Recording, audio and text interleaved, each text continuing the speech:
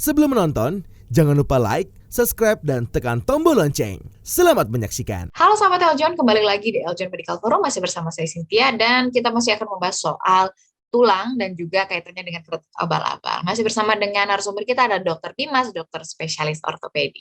Halo Dr. Dimas, Halo, apa kabar dokter? alhamdulillah baik. Gimana Mbak Alhamdulillah, Cynthia? Baik juga baik kabarnya? juga dokter. Dokter spesialis ortopedi sendiri, dokter apakah juga melakukan tindakan-tindakan adjustment tadi dengan penekanan, segala macam, apakah memang ada tindakan medis yang seperti itu sebetulnya dok atau gimana dok? Ada sih beberapa kasus seperti itu, misalnya patah tulang belakang, cedera trauma seperti itu. Tapi sebelum itu kita harus diagnosis terlebih dahulu. Jadi kita harus menentukan bahwa memang permasalahannya ini tulangnya bergeser seperti itu. Nah, kita harus tahunya itu dari pemeriksaan fisik.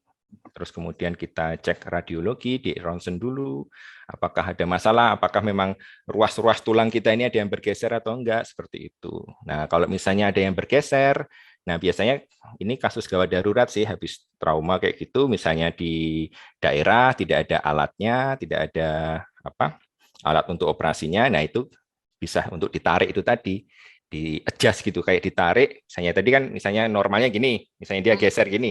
Nah, ini nanti bisa ditarik gitu, di-adjust istilahnya seperti itu. Tapi itu jarang sekali, kan biasanya terjadinya cuma di daerah-daerah yang tidak di kota, yang sumber dayanya terbatas biasanya seperti itu. Dan konsekuensinya juga besar karena bisa sampai meninggal dunia juga kalau misalnya dilakukan tindakan seperti itu. Karena itu sudah sangat parah sih biasanya.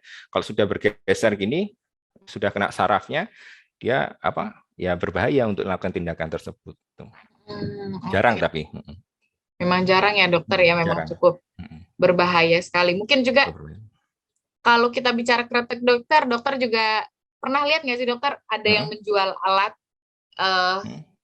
seperti lengkungan gitu, kemudian dia berbaring di atasnya gitu dokter, membentuk lengkungan di tulang belakang sehingga memudahkan keretakannya gitu dokter. Mungkin alat-alat seperti itu disarankan nggak sih dokter untuk dilakukan sendiri dok? Ya sebenarnya ada sih alat yang seperti, saya sebenarnya nggak tahu alatnya seperti apa ya, tapi kalau secara anatominya tubuh kita, maksudnya tulang belakang kita itu memang melengkung, bagian yang lumbal ini, yang belakang ini, lower back ya istilahnya ya, lower back ini agak melengkung, jadinya memang kadang kalau ada istilahnya bantalan, ya ditaruhnya di sini, bantalan di lower back ini, karena dia sesuai anatominya melengkung seperti itu. Jadi is okay sih, nggak apa-apa seperti itu. Karena soalnya juga banyak misalnya keluhan menyetir kayak gitu, nyetir lama, punggungnya sakit, lower back-nya itu. Terus kemudian dikasih kayak bantalan gitu untuk supporting di lower back itu, jadi lebih nyaman seperti itu. Itu bisa kalau seperti itu. Oke. Sebetulnya dokter kemudian asal bunyinya itu dari mana sih dokter, pergeseran? Apakah dokter sampai akhirnya mengeluarkan bunyi-bunyi yang tadi itu dok? Iya, sebenarnya yang bunyi itu kan dari sendinya, bukan dari tulangnya. Kalau dari tulangnya nanti patah bilangnya kayak gitu. Tapi jadi dari sendinya. Sendi itu tulang sama tulang ketemu, itu namanya sendi. Nah, di situ kayak ada kapsulnya gitu. Jadi kapsul itu kayak pembungkusnya ini, tulang sama tulang ada pembungkusnya. Nah, di dalam pembungkusnya itu ada suatu cairan sendi. Dan ada udaranya. Jadi setiap ada mungkin digesekkan, ditekuk gitu, ya bunyi kayak udaranya itu yang bunyi. Kretek-kreteknya itu dari situ. Seperti itu. Oke, baik. Jadi itu dari sendinya ya dokter ya. Dan mau bunyi atau tidak artinya memang mungkin nggak ada masalah juga ya dokter. Ya, iya sebenarnya seperti itu. Oke, jadi sebetulnya dokter kretek ini baik nggak sih dokter, dan aman nggak sih untuk tulang dan sendi gitu ya dokter? Sebenarnya aman atau tidaknya tergantung dari yang pertama adalah orang yang melakukannya. Orang yang melakukannya memang benar-benar profesional, punya legalitas atau tidak, itu yang pertama. Terus kemudian kedua, kondisi pasiennya juga gitu.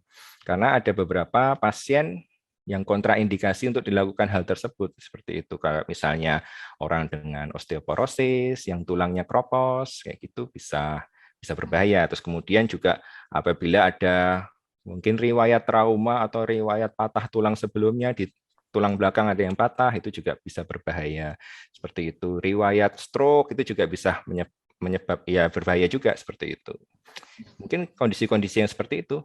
Seperti juga saraf terjepit itu juga bisa mungkin tambah parah juga lebih bisa gitu kayak gitu. Oke, baik. Kalau saraf terjepit juga kaitannya sama tulang belakang ya dokter ya? Iya. Oke. Nah, kemudian dokter kita berbicara soal apa namanya gangguan tulang belakang ya dokter ya. Sebetulnya apa saja sih dokter penyakit-penyakit yang bisa terjadi, cedera dan lain-lain ya dokter yang berkaitan dengan tulang belakang itu dokter? Sebenarnya banyak ya kayak gitu. Yang cedera di tulang belakang itu kalau misalnya trauma kan pasti kecelakaan kayak gitu kan pasti efeknya berbahaya ya. Selain trauma kecelakaan juga bisa karena yang sering-sering aja misalnya kita sering duduk lama kayak gitu kan sering bekerja yang di kantoran kan duduk lama terus kemudian sopir yang nyetir lama kayak itu biasanya efeknya ke ini tulang lower back itu yang kaku istilahnya otot-ototnya menegang semua jadinya pegel-pegel semua seperti itu. Yang paling sering itu sih apalagi ya itu. Saraf terjepit juga ya dokter ya berarti. Oh iya, saraf terjepit. Saraf terjepit biasanya paling sering ya karena gaya hidup juga bisa, karena sering angkat-angkat beban berat kayak gitu. Ngambil sesuatu di bawah, bukan lututnya dibengkokin tapi punggungnya yang dibengkokin. Nah, kayak gitu juga bisa seperti itu. Iya.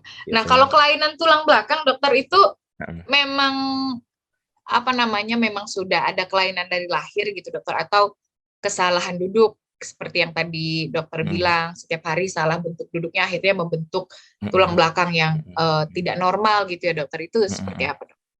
Paling sering sih yang kalau misalnya kita yang seperti skoliosis ya, skoliosis itu memang ada yang genetik kayak gitu, memang paling sering genetik dari kecil kayak gitu, agak bengkoknya sedikit tapi lama-lama masa SD, SMP tambah-tambah jadi bengkok seperti itu.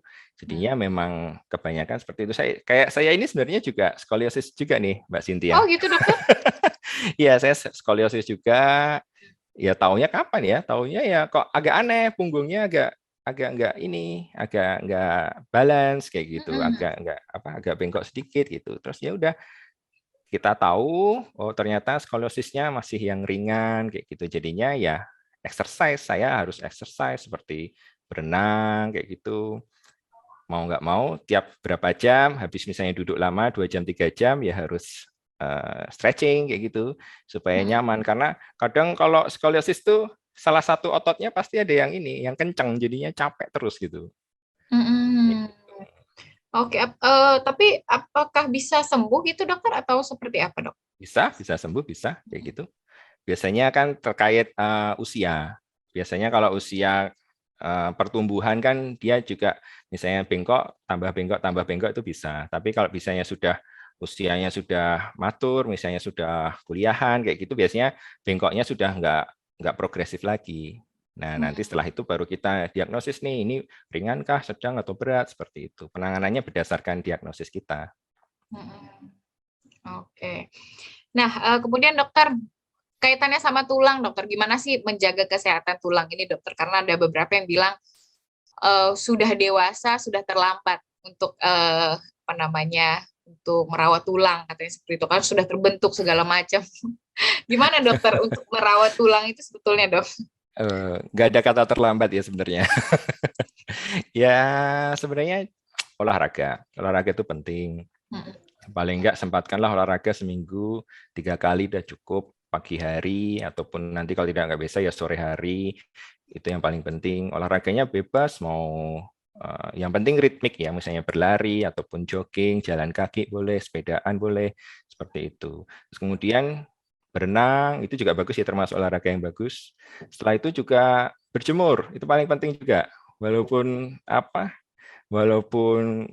kesannya sepele, kesannya seperti ya itu sepele kayak gitu ya, tapi itu penting banget itu. Jadinya sekitar pukul 8 kayak gitu sampai pukul 9-an cukup aja 10 menit, 15 menit aja itu sudah cukup untuk mengabsorpsi vitamin D istilahnya kayak gitu. Terus kalau kaitannya dengan makanan, dokter gimana dokter? Entah itu perlukah konsumsi kalsium segala macam ya dokter sekarang?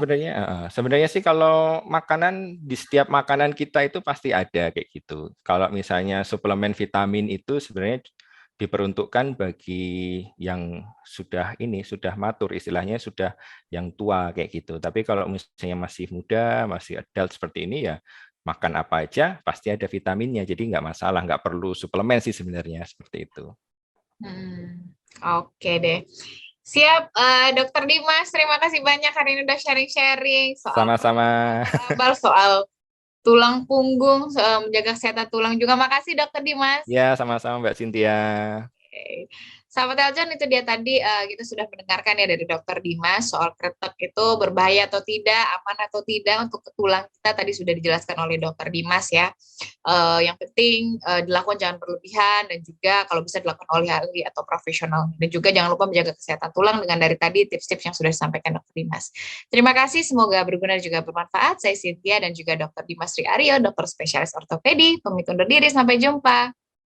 Nah, sekarang waktunya like dan subscribe ya.